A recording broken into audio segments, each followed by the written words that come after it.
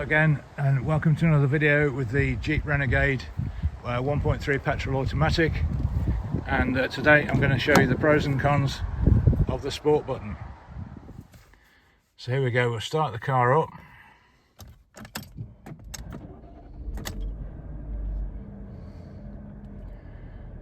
There you go. So the sport button is located right down here, so that's the first question mark about that, because actually when you're sitting in the driver's seat you can't even see it. So the sport button is down there. I would suggest a better place for it would possibly be up there, a nice big area there that's not being used.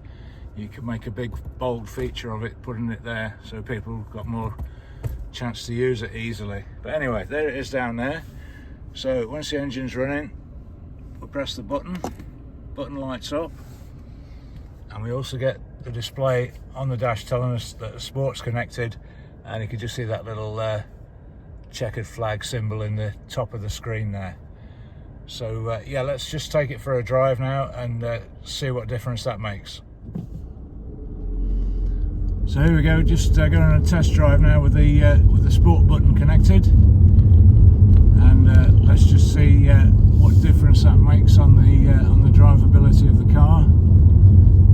So I'll be interested to know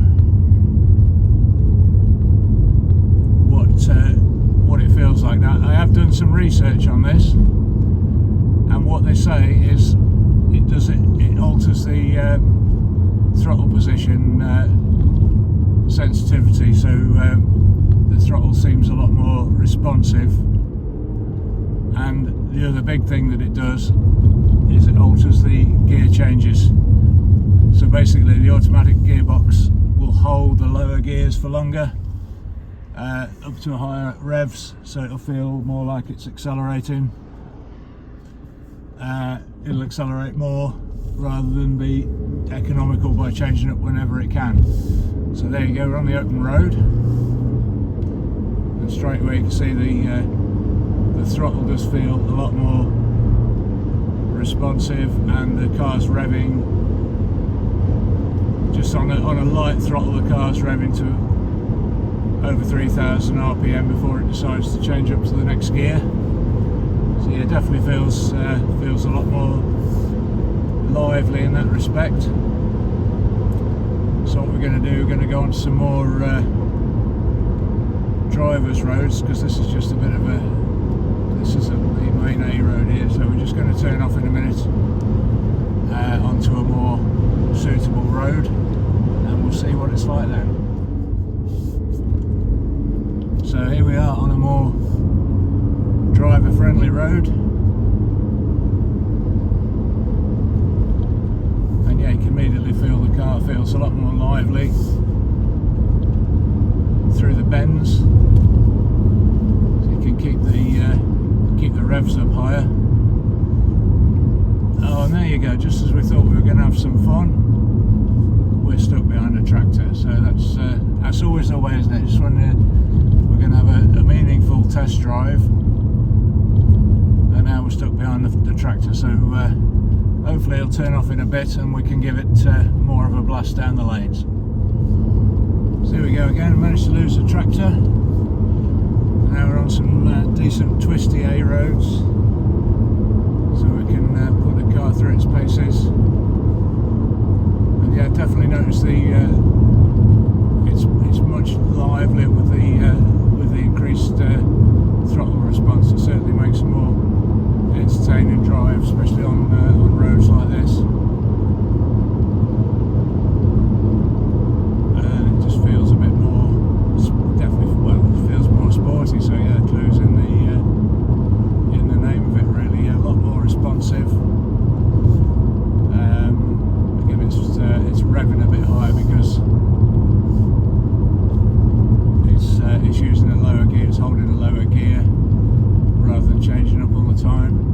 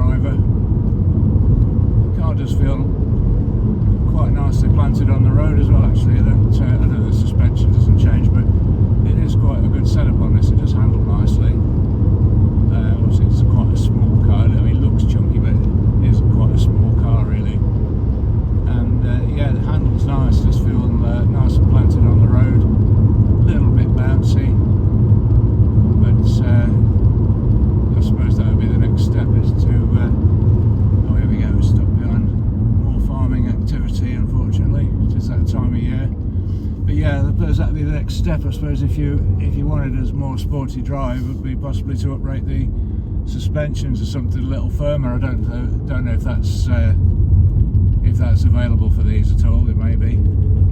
So that's something you could consider if. There we go. If you wanted to drive like that, there you go. It's taking it right up to 4,500 revs with not too much. You don't have to boot it. Like I say, the throttle is very responsive, so you don't have to boot it very much, and you soon find that you're flying along quite nicely. And certainly these type of roads are where it comes into its own. To be honest, if you're on a dual carriageway or a motorway, I don't think it'd make that much difference, but you certainly notice it on a road like this. And this is where you can certainly get some more enjoyment out of the car in the sports mode. So yeah, that's what I think of it at the moment.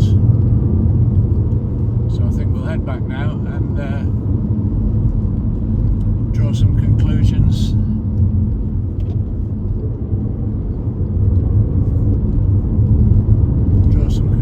When I return.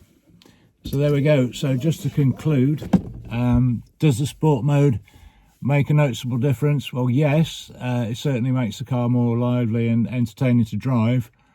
But I would say it would depend what type of road you're on, and really in an urban scenario or on a motorway or dual carriageway, it's probably not worth the difference. But on a twisty A road, it can be a lot of fun. The only downside of it I could see is that you'll probably be using more fuel because you'll be enjoying your driving a bit more. And the other thing is the location of the button. It's easy to forget because you can't even see it from the driver's seat. It's actually hidden from view by the gear lever. So I would say if it was in a bit more prominent position, you're more likely to use it. But there you go. That's my thoughts on that. If you've enjoyed it, feel free to like and subscribe.